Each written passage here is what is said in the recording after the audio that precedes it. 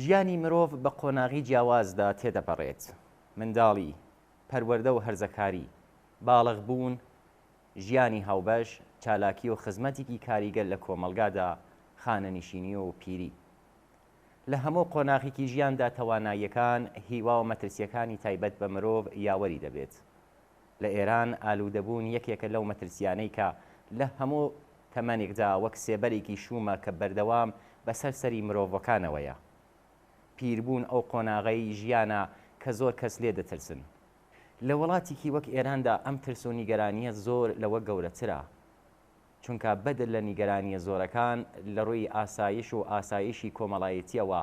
لە هەمان کاتدا ڕوبەڕووی فشاری دەرونی و سۆزداری و ماندووبوونی جەستەیی و نەخۆشیە درێژخایەن و چارەسەر نەکراوەکان دەبینەوە. گەرم و گەشترین سڵاوەکانی ئێمەتان پێشکەش بێت ئازیزان. ئەمڕۆ چوارشەممە دوی خەرمانانی 1401 هەتاوی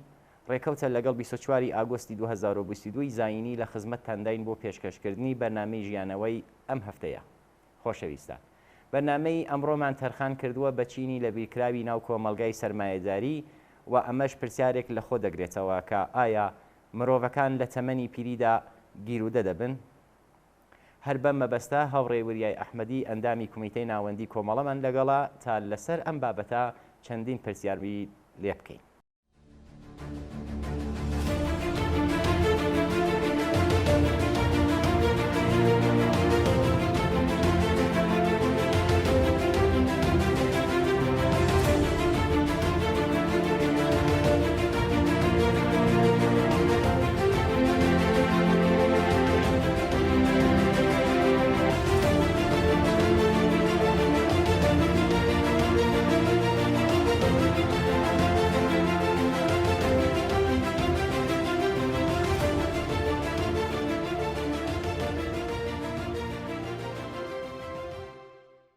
هاوڕێی وریا بەخێربی بۆ بەرنامەکە. زۆر ڕێز و سلااوم هەیە بۆ بینەرانی خۆشەویستی تلویزیۆنی کۆمەڵە و هەروەها هاوڕیانی خۆشەویست و ماندوو نەبێت. زۆر سپاس بۆ بەشداربوونت لەم بەرنامەیە. هاوڕێی وریا، پرسیاری یەکەم ئەوەیە، چۆن ماوەی خانوونشین و دوای ئەوە واتە پیری پێناسە دەکەیت؟ بەکێ دەڵێن پیر؟ کاک بیرۆزگیان، پیری بەشێکە لە ژیان. ئێمە ژیان بەحاڵ دەورانهایەکی مختلفی هەیە. دەوران منداڵیمان، دەوران نەوجەوانی و تەحسیڵاتمان هەیە، دەوران فعالیت و کار و تەشکیل خانەوادە و مناڵ و شغڵ و بەحاڵ دەورانێکی فعال و دەخاڵەتگەر لە ناو ژیان خۆمان و دەوروبەرمانە هەیەەوە. دەورانی لە ئێرانە بەحاڵ بازنشستگی و دەست پێکە بازنشستگی و دوای ئەوەی چ دەورانی سنع و ساڵ و پیری، یعنی یا بە ساڵات چوومان هەیە. 10 تا 20% لە کول جەمعیەت جەهان بەحاڵ پیرن و بەشێکی عەزیم لە خەڵکی ئێرانی هەر لەو چوارچێوە ئەگونجین. بەحاڵ پیر و یا ئەلبەتەوە عەرزکەم بازنشستگی بە معنای پیری نییە واقعاً، چونکو بازنشستگی لە وڵاتەکانە زۆر متەفاوتن، لە سنع و ساڵی متەفاوتە بازنشستە بن. ئەوانە ناکرێت بە کەلیمەی بازنشستگی و پیری بە یەکەوە لە پاڵ یەکەوە دابنین. لە شوێنێک وەک ئێرانە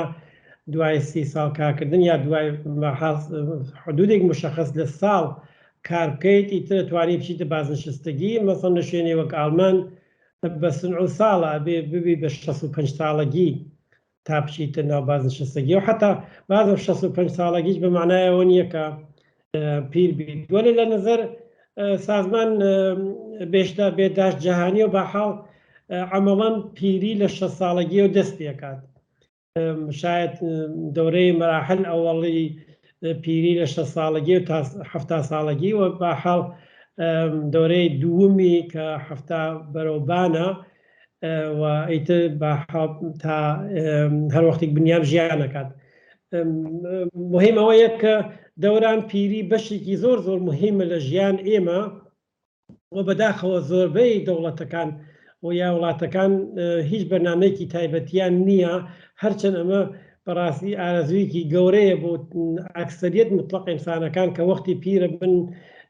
وایان پێ بکەن یا وایان لێ بکەن یا چۆن هۆشیان پیانەوە بێت یا خۆیان چه ئیمکاناتێکیان ببێت. بەڵام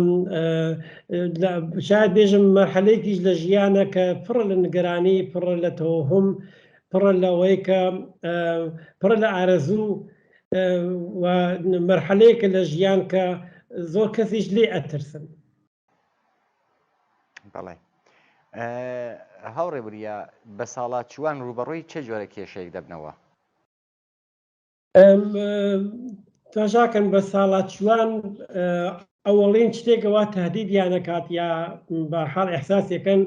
تەنیابوونیانە و بە تەنیا لەگەڵ مشکلاتێکە وە ڕۆژ بە ڕۆژ زۆرتر ئەبێت دەست و پەنجە نەرمکردنیانە. زۆرێک لە بە ساڵات چوان مەسەڵەن خراپترین حاڵەتی ئەوەیە کە مناڵەکانیان لەدەست بدەن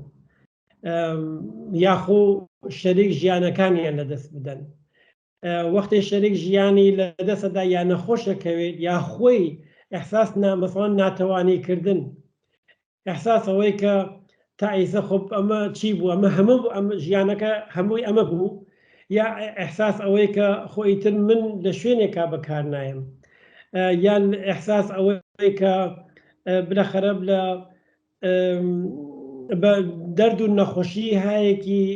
کەوتدەست پێکا کە ڕۆژ بە ڕۆژ بۆ دەرد و نەخۆشیانە تعدادیان زۆرتر ئەبێت لەگەڵ نیگەرانێکی بەرفراوانە کە خوب داهاتوەکەم چی لێتێت. یعنی دەست و پەنجە نەرمکردن حتا لە تەک ئێسترابی ڕۆژانە لەسەر نەخۆشیە جسمی، ڕۆحی، ڕەوانی، بیرکردنەوە لە ساڵانی ڕابردوو شتایەک و ئومیدهایەکە بوویە و دەستی پێ نەگەیشتووە. زۆربەی ئینسانەکان ئەو ئومید و ئازوگەرەوە هەستیان دقیقەوە شۆرە ناچێتە بەرەوە بوویانە. لە نەتیجە زۆر کەسە کەونە تەناقض لە تەک ڕابردووی خۆیانە، زۆر کەس لە ناو ڕابردووی خۆیان ناگیرەکەنەوە بۆ هیچ کاتێک نایەنە دەرەوە. یعنی دەست و پەنجە نەرمکردن بە لەحاز فکریەوە لەگەڵ دنیایەکە تا ئیسە تێت کردووە، لەگەڵ دنیایەکە ها لە پێشتەوە قرارە تێی بکەیت و لەگەڵ وەزعێک موجودا کە تیا قرارە کردووە. کاک وریە بەس مەبەستم ئەوەیە لە ئێنەکە کێشەی کۆمەڵایەتیە بۆچی لە بەساڵاتچوان ئالوودەی ئەعتیاد ئەبن یا ئالوودەبوون هەڕەشەیان لێ دەکات. چۆنە وەختی کەسێکە ئەوڵن بەساڵاتچوان هەر وەکو باقی بەشەکان تری سنع و ساڵ هەر ئەوانەی هەر ئەو نە هان لە تەحت خەتەری ئیعتیادا کە ئەوان تری چەند، بەڵام شاید بنیان بتوانێت جیای کاتەوە کە بە چتهایەکەوە معتاد ئەوەن مەحدودترە یا مشەخەسترە، قابل ئەرزیابیترە. بەڵام دلیلێکی دلیل ڕووی ئاوەری بە ساڵاتچوانیش بۆ ئیعتیاد بازم فەرقەکە. مەسەڵەن کەسێکی جوان ئەگەر ڕوو کاتێ ئیعتیاد یا لەسەر نەزانیە و یا لەسەر بلەخەرە دەست ڕاکردن بە دەست مشکلاتیە و یاخۆ لەسەر چازانم کنجکاوبوونیە و ئەوانە لە پیریا وانە زۆرتر لەسەر زەرورەتێکە و خەریکە سەر چاوکاگرێتەوە. مەسەڵەن کەس وا هەیە بێخەویە کێشێت، یعنی بێخەوی ئەکێشێت و چونکو بێخەویە کێشێت باقی شتەکان تری لە ژیانە ئەیتە تەنزیم نییە بووی ئەو گەرەکی خەوەکەی تەنزیمکە و چونکو گەرەکی خەوەکەی تەنزیم کات بە مەسەڵەن نەژم معتاد دەوێت بە قورس خەو یا بە کەس وە هەست ئێسترابی هەیە مدام و مدام نوعی ترسی هەیە خۆی ناتوانێت تۆزیح با کە ترسەکەی لە چییە چۆنە، یان نیگەرانی هەیە لە مۆرد کەس و کاریەوە، نیگەرانی هەیە لە مۆرد نەخۆشبوون خۆیەوە، نەخۆشکەوتن خۆیەوە، نیگەرانی هەیە لەسەرەوەیکە مەسەڵەن زۆر کەس پێیان وایە پیرن خەویان پیاکەوێت مەسەڵەن خەبەریان نامێتەوە ئەمرن. زۆر چتایەک هەن کە ڕۆژانە ئەوان لەگەڵ یا ئەنەرژیکی زۆری گەرەکە لەگەڵ یا دەست و پەنجە نەرکەی بەبێ ئەوە نەتیجەیەکی لێ بگریت. جا بۆیە مەسەلەی ئیعتیاد لێرات شتێک قابل دەستڕەسە. مەسەڵەن کەسێکە مدام ئێسترابی هەست مەسەڵەن قورسی ئارامبەخشی پێ بدەن یا بە شێوەی دەستی پێ بگەیت خۆ بۆ ئێسترابی کەمەکاتەوە ئارامیەکاتەوە بەڵام دوایی کە بەدەست خودی ئەگەر دەست ئێسترابەکە تا حدودی نەجاتی بێ ئەم جارە بەدەست قرس ئارامبەخشەکە و نەجاتی نابێت ئەو عالم معتادەوێ مەسەڵەن بە قرس ئارامبەخشەکە یاخۆ مەسەڵەن کەسانی وا هەن ناڕەحەتی ڕەوانیان هەیە لەسەر ناڕەحەتی ڕەوانیانەوە باعثەوێت کە مەسەڵەن دەواهایەکیان پێی بن بۆ ڕۆح و ڕەوانیان تۆزێک ئارام بگرێت ئەو دەواگەلە وەختێک لای ئەبێت مشکل گەورەیان بۆ تێتە بەرەوە یا احتیاط پێیاکەن بە دەرمانەکە بەرحاڵ یا مەسەڵەن لە زەمان پیریا مەسەڵەن ئێشی مەفاسد یەکجار زۆرە سایدەگی مەفاسد یەکجار زۆرە هیلاکبوون فەرسوودەگی هەمووی ئەوانە زۆرن مەسەڵەن وەکو ئێشی مەفاسد عەرز بکەم خۆ بەدەوا ئەکرێت تا حدودی ساکتی بکەیت بەڵام دەوا خودی نەخۆشیەکە بەرتەرەف ناکە ئێشەکەی ساکتەکە وەختی ئێشەکەی ساکت کرد بنیام حاڵەتی ئاحتیاط پێیاکە بۆ دەرمانەکە ئێشەکەی ساکت کردو ئەنێ جۆرێکە بنیامە توانێت حدود و سغورەکەی تا حدودی منزانم ناو بازاڕەکانی ئێرانە مەسەڵەن قورسخە و بڕشتگە تازە دروست بووە ئەیفرۆشن مردم یا دەست بەدەستی ئەکەنومانە بەڕاستی لە هیچ شوێنێکە ئەوانە یانەیە نین لە شوێنێکی قابل اعتماد و ناتونێت دەرەوە ئەوان بڕێجار زۆر خەتەرین بنیام نازانێت چییە ئەیخۆن مەسەڵەن بۆ خەویان لێ بکەوێ یاخۆ ئێشیان نەمێنێ بەڵام بە حقیقەت لە بازار ئازادە و هاتکە لەو بازارگەریچە دەرمانگەری دروستەوێت کە زاهرەر ساکتەکە وەلی هیچ اعتبارێکیان نییە کە دەیان مشکل بە شۆ خۆیان دروست دەکەن. هاوڕێ وەریا ئێوە ئیشارەتان کرد بۆ خەوی بە ساڵاچووان کە مەترسیە لە سەریان بەواتای خۆتان مەترسی هەست بۆچی حەبی خەو زۆر گرنگە و بۆچی کەسانی پیر تووشی کەمخەوی دەبن؟ ئەزانی چۆن مەسەلەی ئەگەر تەنیا پیرەکانیش نییە ئەگەر ئێمە خۆشمان نەوێت دوو شەو درەنگ خەوین و بەیانەکەی درەنگ هەڵسین لە فاسەی چەند ڕۆژێکا شەو ڕۆژمان لێ ئەگۆڕگێت ئەو بۆ هەموو کەوایە بۆ کەسی پیر چونکو ژیانی مەسەڵەن لە حاڵەتێکی ئاکتیڤ و فعالی نییە خب هەر وەختی خەوی بێ خەوی یەکەوێ هەر وەختی خەوەر بێت هەڵەسێت خودی ئەمە ئەبێ بەعیسەوەی کە زۆر جار شەو ڕۆژی لێ بگۆڕێت یعنی زۆر کەس بە ڕۆژە زۆرە خەفن بە شەوا کەم خەویانەوێت بۆ ئەو کەسانە شاید باشتر وایە بنیام بزانێت مەسەڵەن ئەگەر لە فاصلەی 24 سعاتە 6-7 سعات 8 سعات خەوتون ئیتر عەزیەتیان نەکەن ناوی نەنێ بێخەوی ئەگەر لە فاصلەی 24 سعاتەکە بە ئەنازەی کافی خەفتکن زۆر کەس خەویان ئەگۆڕگێت منیان خۆی لە مناڵی ئەگەر تماشاکەی لە مناڵیە ئێمە مەسەڵەن حدودەن 9 سعات 10 سعات خەومان احتیاجە لە پیریا وان نییە یعنی لە پیریا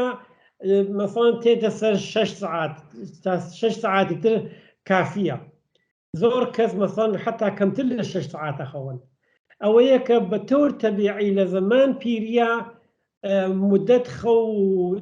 سعات گەلێکەوە احتیاجمانە بە خەو کەمترە بە نسبەت مناڵیمانەوە ئەوەیە کە بەڵام ئەو مقداریچە تێک ئەچێ لەبەرچی تێکەچێ لەبەرەوە مەسەڵەن زۆر کەس هیلاک نابن ئێمە خەو ئەبێ هیلاک بی بەر لە ئەوە تا بتوانێ خەویت تۆ هیچ هیلاکی کرد نەبێت خەوی لێکەوەی دوای سعاتە سعاتێکە خەبەرتە بێتەوە یانێ خەوەکە چرکە چرکەی لێ دەرتێت بۆ بوونەوە خەویان ئەشێوگێت تەنزیم نییە خەو عەمیق ناکەن مەسەڵەن تۆ ئەگەر گەورەت گەرەکەت بێ خەو عەمیقەکەی ئەبێ چەندین سعات پشتەرێک بتوانی بخەویت تا بتوانیت فازگەلێک لە خەوا دروست بێت کە ئێمە احتیاجمانە ئەو فازگەلە دروست ناوێت لەبەرەوە تاوێن تاوێ خەبەریە بێتەوە ئەوەسە کە ئەحساس ئارامش ناکەن وەختێک مدام مشکل خەویان بێت ئیتر شەو ڕۆژ تەنیا مەسەلەش نییە مەسەلە ئێستراب تێرێت مەسەلە نیگەرانی تێرێت مەسەلە هیلاکیکی بەرچاو و بەردەوام هەیە بەبێ ئەوە بتوانانی هیلاکیەکەت دەرکەیت سەرحاڵەیەکی نیمە خەو نیمە فعالت هەیە هەم ناتوانی بەڕاستی بە شڕێکی جوانی سراحەتی و ناتوانی فعالەتێکی تایبەتی بکەیت لە نەتیجە ئەو شتە وەختی تەنزیمیشی یابەیەەکە ئێمە دوودانە هورمونمان هەیە کە فعالەتەکانمان تەنزیمەکە تەنزیمەوانەی چاشی بێکە مەسەڵەن ئێمە احتیاجمانە مێلاتۆنین وەختی میلاتۆنین لە مێشکمانە تۆلید دەوێت یعنی هیلاکمانەکە وەختێکیش میلاتۆنین تۆلید دەوێت یعنی مەسەڵ هورمونێکی تر کە احتیاجمانە بۆ فعالمان کاتەوە ئەو کەمە بێتەوە لە تۆلیدەکەیە جسمی ئێمە وا تەنزیمی کردووە مثلا معموڵەن بە تاریکایە میلاتۆنین تۆلید دەوێت و نزیکەی 4 و 5 بەیانی تۆلیدەکەی کەمە بێتەوە ئەمە حاڵەتی عادیە دوای مەسەن کۆرتیزۆل دەست پێکا کە تۆ احتیاجمانە بۆ فعالیتمان ئەوەی چه ئەشێوگەی بەیەکە یعنی تەنزیمی ئەو هورمونگەلە کە ئێمە بۆ فعالیت و بۆ خەومان احتیاجمانە لە تۆلیدەکەیە مشکلی بۆ تێتە بەرەوە ئەمانە هەمووی ئەوێتە باعثەوە کە وەختی خەوت نەوێت یا خەوت بشێوگەی بەیەکە خو فعالیتەکانیش تەشێوگەی بەیەکە وەختی فعالیتەکانیش بەیەکە خورد و خۆراکیش تەشێوگەی بەیەکە ئەمە وەکو سلسلە دۆمینەیەکە کە ئەم هەموو شتێکی بەیەکە و مەربوتە بۆیە مەسەڵەن زۆر جار هەیە کە بنیام کەسەکە هیلاک کات زۆر یارمەتی زۆرتریەکە تاوای کە قورسی خەوی پێبات وایە باسی خوراکیش هاتە بەرەوە مە کێشەی خەوەکەیان بوو تا ڕادێک باستان کرد لێکۆڵینەوەت کرد لەسەری ئێستا باسی خواردنە کە زۆربەی غێرە ممکنە لە هەموو کەسێک کەساری بە ساڵاتچووی هەست بینیوە لە ماڵە یا لە مێمانیەکانە بینیانەکە خۆراکیشیان باش نییە یا کەم دەخۆن یا بێمەزاجن لە خۆراک خواردنە بە زۆر خۆراک ئەخۆن بۆچی خواردنەکانیان ڕێک نییە بۆچی خواردنەکانیان نامتەعادلە ئێمە خواردنمان بە فعالیتمان مەربوتە تۆ وەختی فعالیتەکان پشی بەیەکە خواردنەکەی چتە شێوگێ بەیەکە مەسەڵەن هیچ فعالیتێک نەوێت خۆ ئێشتەهای چت نییە ئەوە نانخۆیت مەگەر ئەوەی کە ئسترس و شتێکی ڕەوانی ببێ باعثەوە کە زۆرتر بخۆی ئەوەی هەیە بەس لە طریق ئسترسە و زۆرخۆری هەیە وەلی خورد و خۆراک مەسەڵەن چەندین بوعدی هەیە ئەوڵێ دانێکی جیوانەکە مەسەڵەن مەزە ئەگۆڕگەی لە پیرە دانێکی دگان وەختێ نەما خب زۆر حاڵەت ئێمە فەرقکات بۆ جاوین مەسەڵەن وەختی شتەکان نەتوانی بجاوی ناتوانی لەزەت ئێمە بۆ ئەوە نان ناخۆین بەڕاستی تێر بین ئێمە بۆ ئەوە نانەخۆین لەزەت لە خواردنەکەی ئەبین یعنی لە دەممانە لە قوڕکمانە وەختێک ئەجاوین پێ ئەو شتێکە حەزی پێ ئەەکەین زۆرتر ئەخۆین بەنابەرئین خودی ئەوە ئەشیوکەی بەیەکە یعنی ناو دەم کەسێکە پیرە لەگەڵ کەسێکە جوانە زۆر فەرقی هەیە ئەو حاڵەتە پلاستیکیە کە معموڵەن هەیە و زۆر حاڵەتێکی هەوری و تەڕ و ئەوانەی هەیە ئەوان وانی مەسەڵەن ناسکە بێتەوە وشکە بێتەوە ئێش پەیاکەن دیانیان نییە یادگانەکانیان بێت دیانەکانیان تەنزیم نییە مەزەیان جۆرێترە ئەمە لێنەوە مەسەڵەن دەست پێکە لەناو خودی مەعدە و دەستگای گەوارشی چا هەروایە لەناو دەستگای گەوارشی چاش کارکردی دەستگای گەوارشی من لە زەمان پیریا بە نسبەت و یێواشێواش چون جۆرێتی لێ دەرتێت مەسەڵەن زۆر پیر هەن زۆر چت ئەشێ بخۆن لەو شتێکە خواردویانە مەسەڵەن نیوەی جەزبەکەن نیوەی هەر بۆ جۆرە دووارە دەفع بێتەوە یعنی تۆ ئەگەر ئەو قسەی ساعیدیگی بکەین مەسەڵەن فەرسوودەگی ئۆرگانی بکەین تەنیا مەفاسل نییە دەستگای گەوارشیش خۆب فەرسووداوێت دەستگای گەوارش وەختی فەرسوودە بوو خۆب خورد و خۆراک هەرچێکیش حتا بیخۆی مەسەڵەن زۆر ڤیتامین هەن ئەسڵ پیرەکان ناتوانن جەزبی بکەن بۆیە مەسەڵەن تەنیا ئەوەیش نییە مەسەڵەن لە زەمان پیریا خۆب ئەوە تەنەوە غەزا ئەشی تەنەوە غەزا تەنەوە ڤیتامین تەقویەتی هەمووی ئەوانەشی بەڕاستی زۆر بەرنامە ڕێزی شودە بێت وەکو جارێک کە لە مناڵیە ئەیکەین مەسەڵەن لە مناڵیە وەختی غەزا ئادەم بە مناڵەکان هەمیشە دایم تەنەوە غەزای زۆرە لە مێوە بگرە لە ڤیتامینەوە بگرێت لە پرۆتئینەوە بگرە هەرچی شتە تەوەجوی پێکرێت لە بە زەمان پیری جاشی وابێت بەڵام لە زەمان پیریان نەتەنیا وابێ ئەشێت مقدارەکەیی زۆرتر بێتەوە، ئەشێت تەنزیم بێ، ئەشێ کەسەکە خۆی حەسکا بە نان خواردن، ئەشێ هیلاک بێت بەل ئەوانە هەمووی وەختی پشیوەیەەکە معلومە مەسەلەی خورد و خۆراکییان حتا مەسن سەردی و گەرمی ئیتر ئەشێوگەی بەیەەکە ئەوە خو ناتوان لەسەر هەموو شتێک و هەر دقیقە و هەر سعاتی لە تەک دەوروبەرەکەیان ناخسەکەن حتا دەوروبەرەکەی چیان بێ زۆر بۆیان مهم نیە سوان سفرە داخن لەگەڵ خۆیانە هەر کەسێک وە هەرچێکە خوا ئەوەی چەشێ بیخوا بەڵام یا خۆیان زۆر جار ڕوویان نیە لەسەر قسە بکەن بێژ دێمە ئەو مشکلاتەمان هەیە وەلێ مشکلات غەزایی بە تۆر واقعی مشکلێکی زۆر گەورەیە. فقط لە بیمان نەچێت محوەری باسەکەی ئمڕۆمان لەسەر بە ساڵات چوانێکە کە تووشی ئاعتیاد بوون ئێستا پرسیارێکە زۆر گرنگە بەڕاستی شاید بۆ فرەکەس بێتە بەرەوە لە دەورانی پیریا لە بیرچوونە فکرە ئەو وەختە بیر و هۆشە بەواتەیتر بۆ زۆر شت لە بیر دەکەن لە پیریا ئینسان هۆکاری لە بیرچوون لە تەمەنی پیریدا چییە؟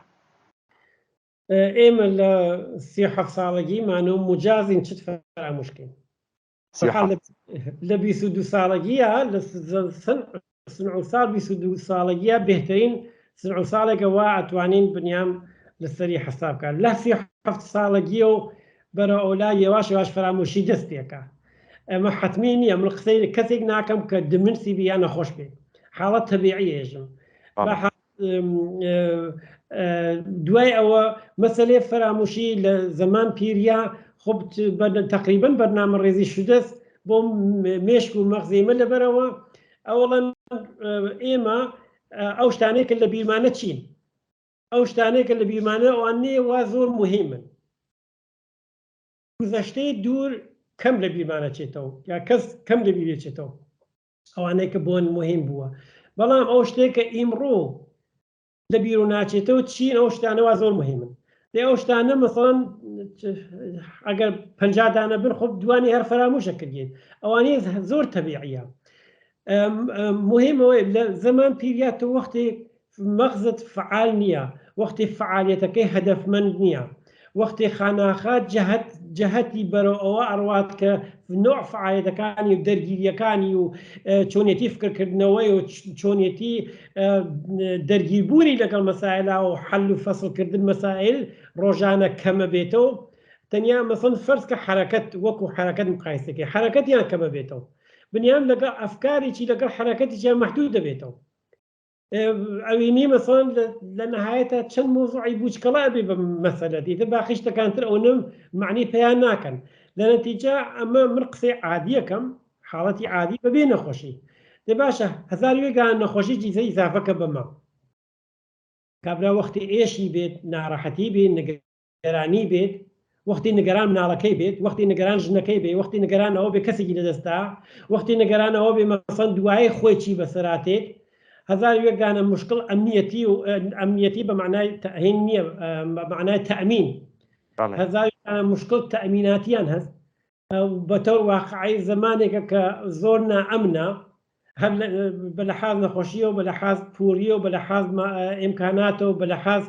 چازانم حتا خانەوادە و تۆ نازانی سەر بڕێجان نازانی سەرباری یا کۆمەکی ئەوانە هەمووی ئەوێتە بەعیسەوە کە شێوەی فکرێمە لەسەر شتێک تایبەتی فوکوس بکات و باقی شتەکانتر بۆی مهم نەبێ وەختی بۆت مهم نیە خۆ تەبیعی لە بیر چەچێتەوە ئەمە بەشێکێکی بە تۆر تەبیعی ئێمە لە سنع و ساڵی بانە فکرمان کەم مەحدود دەبێتەوە حاڵەتی فرامۆشی دەستمان پێدا و فرامۆشی بە شکڵێکی دمنت یا بەشکڵێکی پزیشکی علمیانە ئەگری بەخۆی و حتا بوچکەوێتەوە مەغزێمە کارکردی هێنە بێتەوە ئەوە زمانێکی زۆر خەتەری چێت تۆ مەسەڵەن کەس وا هەیە کلەڵەکەی لە بیرە چێت لەناو ماڵەکە تریاکە داتەوە ناتوانێت بڕۆتە ناو ماڵەکە کەس وایە گازی ڕۆشن کردە یا مەسەن چراکی ڕۆشن کردە بەرقی ڕۆشن کردە شتێکی ڕۆشن کردە چای دەمکە غەزا دروستکات یەکسەر تێدە دەرەوە لە بیرێکی مەسەن هێنی کردە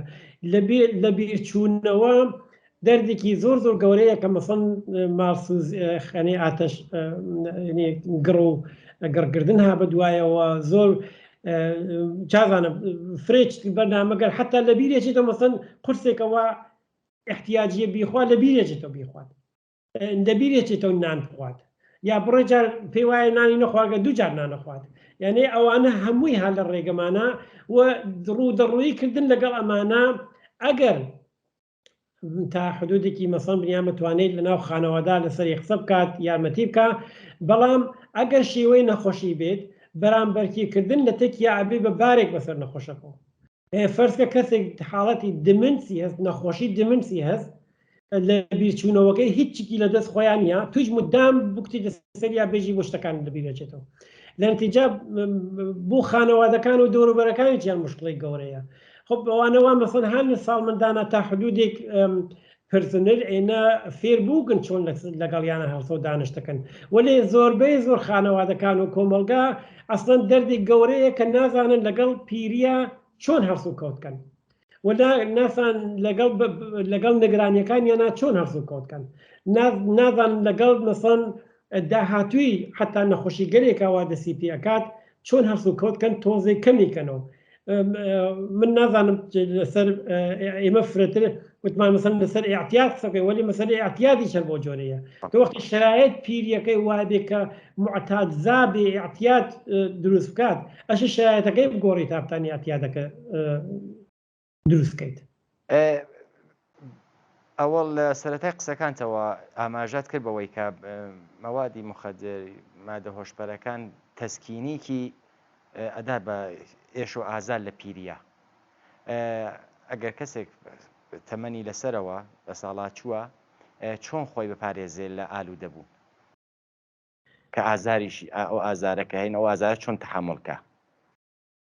ئازار ئەوڵم کەس بەڕاستی احتیاجی لێت تەحمڵکە یعنی نەخۆش ئێش ئیمڕۆ پزیشکی ئەوەی دعاکە من ناتوانم ئەوەی دعا عکسەکەی یا حتا ناتوانم بە دقیقەی تەئیدی بکەم بالاخره پزیشکی ئێدعای ئەوەیە کە هیچ کەسێک پێویست ناکە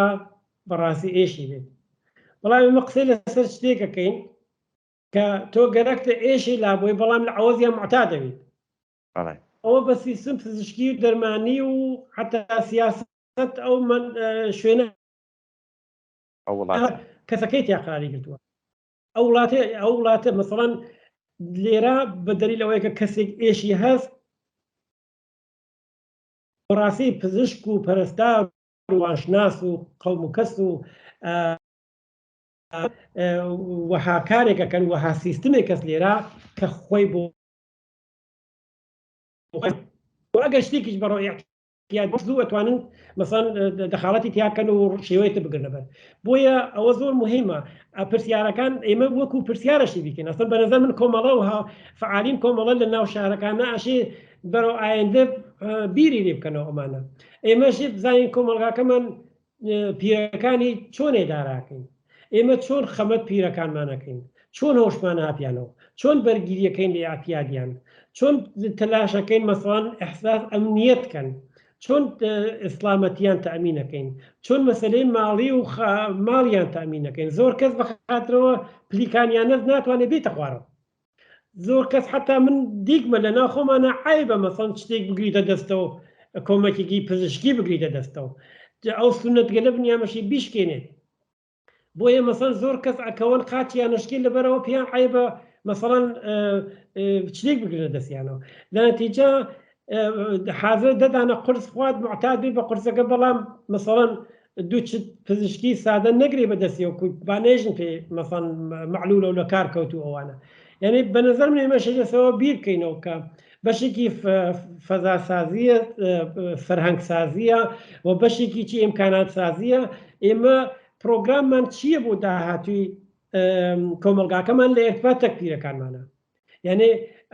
مەسەڵەن ئەو ساڵمەنگەلەوە هەست لە داهاتووە چیانێتی ئەوانەوە ها ناو ماڵەکانە ئێمە چ تەوەقوعێکمان هەیە لە خانەوادەکان خۆ خانەوادەکان لە کەمبوو داگاهی ڕەنجە بن دێ باشە وەختی دەوڵەتەکە پرۆگرامیکی نەوێت وەختی دەوڵەتەکە بەنامە هیچ بەنامێکی نەوێ وەختی پەرستار و سیستم پزیشکیەکە هیچ دیار نەبێ لێنا وەختی هەمووی حتا ئەوەی چ وا هەیە پوڵی بێت دێ باشە چ تەوەقوعێکت هەیە مەسەڵەن لە خودی نەخۆشەکەشی چی پێ بێت ئێمە ئەبێ شرایەتەکە بگۆڕین یعنی ئێمە ناتوانین ئایسە من نتوانم بێژم بە کەسی خۆ بەگەر باوکە دایکت معتاد بووە مەسەڵەن ئاوا بکە و ئاوا بکە شاید نەجاتەوە بێ بەڵام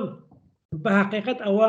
یارمەتی نییە یارمەتی ئەوەیە کە شرایەتەکە جۆرەی دروستکەیت کە معتازان نەبێت و شرایەت چۆن دروستە بێت شرایەت یان ئەو پیرەکان ناو کۆمەلگا تەئمینن یانی نیگەران نین ناڕەحەت نین لەوە قەرزارن بە کەس قەرزار نین بە هیچ کەسی بەدێکار نین زەحمەتیان کێشا ناو کۆمەلگا بووگن ئیسە وەختەوەیە هۆش و پیانەوە بێت و هۆش پیانەوە بوو منەت نییە ئیمکاناتێکە کە خۆی بەدەست یاوەردووە ئیمکاناتی ئیمکانات کۆمەلگاست ئەشی ئێمە مەسەڵەن بەرەو ئەوە بڕۆین کە کۆمەلگاکەمان وای لێ بێت کە لە ناویە پیرەکانمان ئەحساس سەرشاری بکەن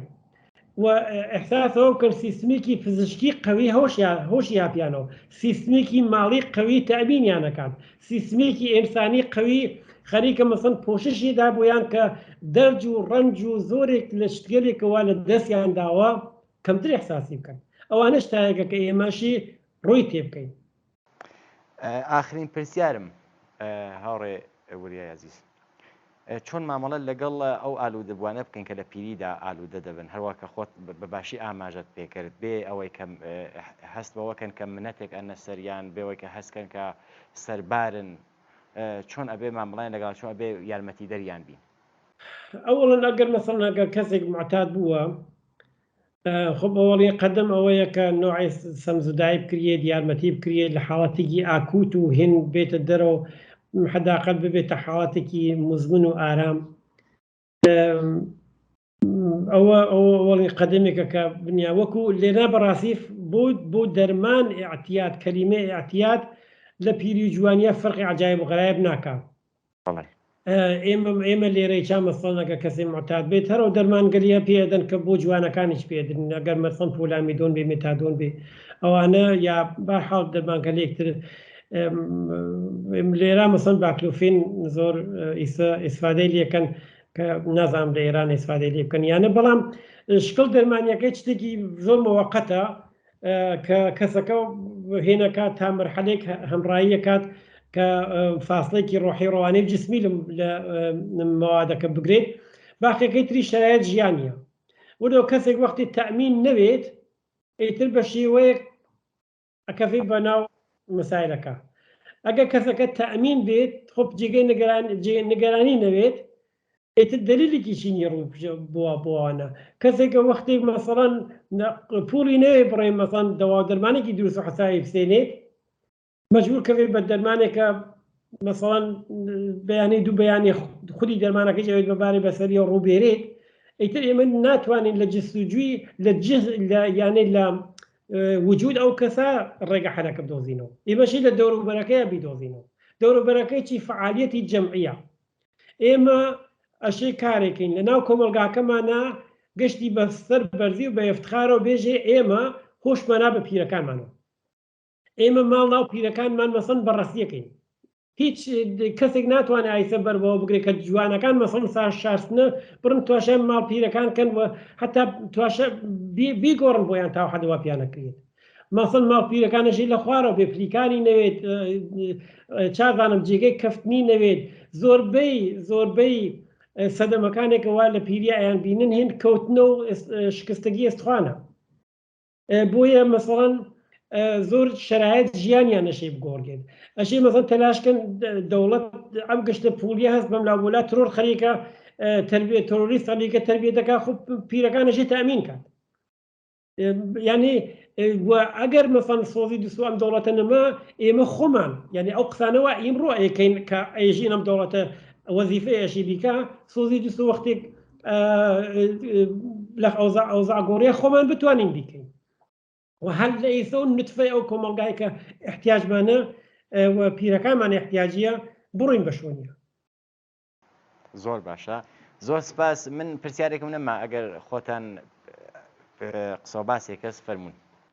من عەرزێکم نییە فقط دوو جملە بێژم لە ئاخر ئەوەی بەڕاستی ئێمە ئەشی محققمان بێ ئێمە ئەشی کەسانێکمان بێت لەم بابەتەوە تحقیق بکەن ئێمە ئەشی بەرەو داهاتووی کۆمەلگاکەمان بیرکەینەوە ئێمە ئەمە بەشێکی زۆر زۆر مهمە لە ژیان ئەو بەشە تەنیا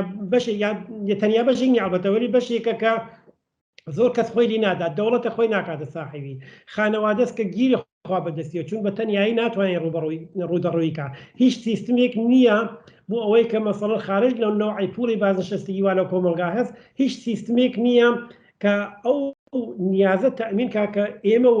وەکو بەشەر احتیاجمانە سن عوساڵ ئەچێتە سەر ئێستا سن میانگین چوە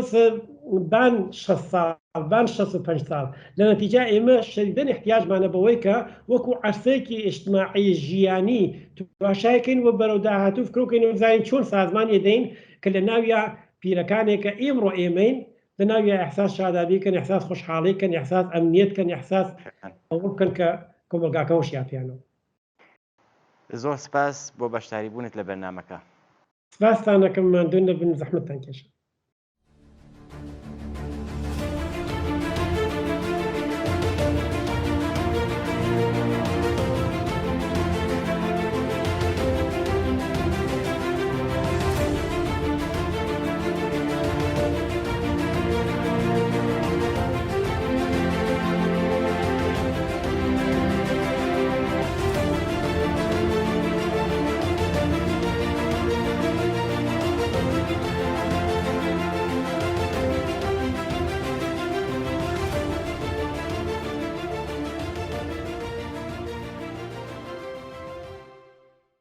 خۆشەویستان لێرە هاتینە کۆتایی بەرنامەی ژیانەوەی ئەم هەفتەیەمان هیوادارین لە هەر کوێ بێن ساخ و سەلامەت و تەندروست بن.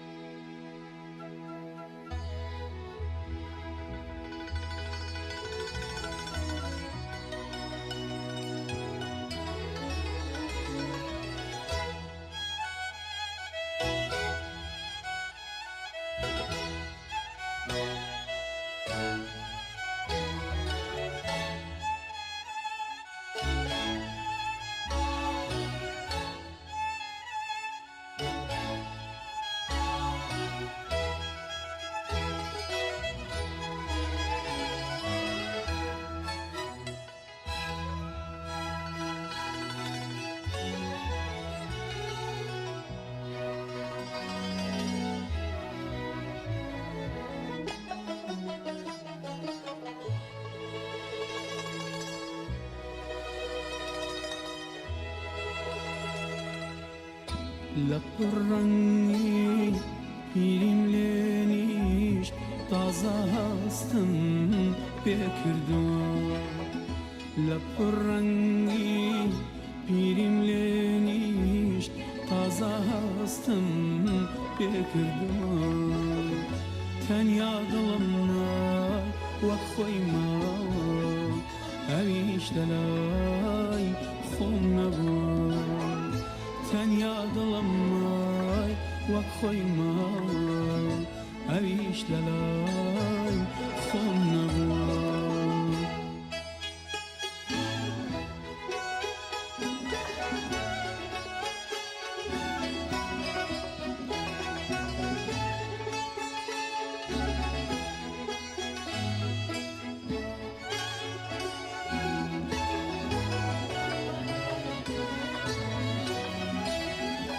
يستوقع ساحزناكم هرقي سيري آغينكم يستوقع ساحزناكم هرقي سيري آغينكم رخصارم جور شواو ناتشتوا سروينكم رخصارم جو رشواو ناچتوا سروينكم ناچتوا سروينكم لپرنگی پیریم لینیش تازه هستم بکردم تنیا دلم وەک خۆی ماوە ئەویش لەلای خۆم نەبووە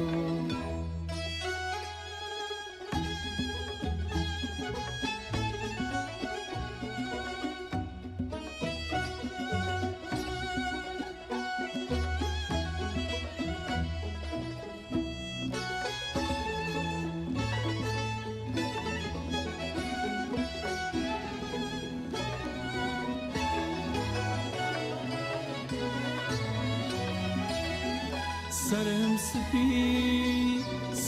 بوام چاوم بینی نیکم بوام سرم سپی بوام چاوم بینی نیکم بوام بێ حواس و بێ تاقەتم عمرم هەموو بەسەر چوە بێ حواس و بێ تاقەتم عمرم هەمووی بەسەر چوە عمرم هەمووی بەسەر چوە لە پڕڕەنگی پیریم لێ نیشت تازە هەستم پێ کردووە لە پڕڕەنگی پیریم لێ نیشت تازە هەستم پێ کردووە تەنیا دڵم مای وەک خۆی ماوە ئەویش لەلای خۆم نەبووە تەنیا دڵم مای وەک خۆی ماوە ئەویش لەلای خۆم نەبووە